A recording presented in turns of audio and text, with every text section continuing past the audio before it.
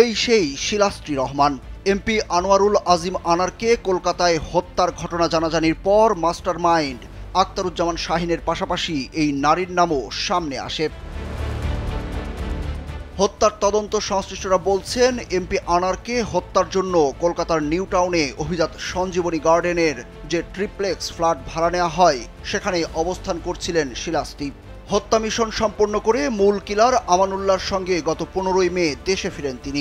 এরই মধ্যে ঢাকা মহানগর পুলিশের গোয়েন্দা বিভাগ শিলাস্ত্রীকে তাদের জালে বন্দী করেছে বলে জানা গেছে। সংসদ সদস্য আনোয়ারুল আজিম আনার হত্যাকাণ্ডে জড়িতদের পরিচয় ও খুনের রহস্য জট একটু একটু করে খুলতে শুরু করেছে। তবে এখনও কোনো কিছুই স্পষ্ট নয়। এখন পর্যন্ত পাওয়া তথ্যে এই হত্যা মিশনে অংশ নেয়া বাংলাদেশি 6 জনের মধ্যে মাস্টারমাইন্ড হিসাবে চিহ্নিত করা হয়েছে আখতারুজ্জামান শাহীনকে, আর সেখানে ছিলেন তার বান্ধবী শিলাস্ত্রী। ডিবি পুলিশের ঊর্ধ্বতন এক কর্মকর্তা কালবেলাকে বলেন, শিলাস্ত্রী রহমান এমপি আনার খুনের মূল পরিকল্পনাকারী আখতারুজ্জামান শাহীনের বান্ধবী। তার বিষয়ে বিস্তারিত তদন্ত চলছে। কলকাতার সূত্রে জানা গেছে যে ফ্ল্যাটে এমপি আনারকে খুন করা হয়েছে সেটি 30 এপ্রিল আখতারুজ্জামান শাহীন ভাড়া নেন। কলকাতা পুলিশ ওই ফ্ল্যাট কম্পাউন্ডের সিসিটিভি ক্যামেরা বিশ্লেষণ করে দেখছে। গত 13ই মে ওই ফ্ল্যাটে 3 জন একসঙ্গে ঢোকেন। তাদের মধ্যে 2 জন পুরুষ ও 1 জন নারী।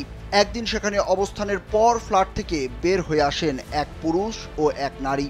ধারণা করা হচ্ছে ওই নারী শিলাস্ত্রী। 13ই মে তিনি আমানুল্লাহ ও এমপি আনারের সঙ্গে ফ্ল্যাটে ঢুকে থাকতে পারেন।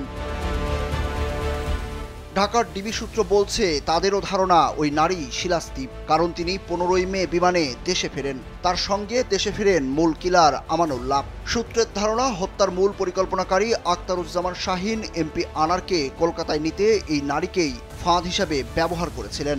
কারণ সব পরিকল্পনা করে শাহীন 10 মে দেশে ফিরে এলেও শিলাস্ত্রী থেকে যান কলকাতাতেই।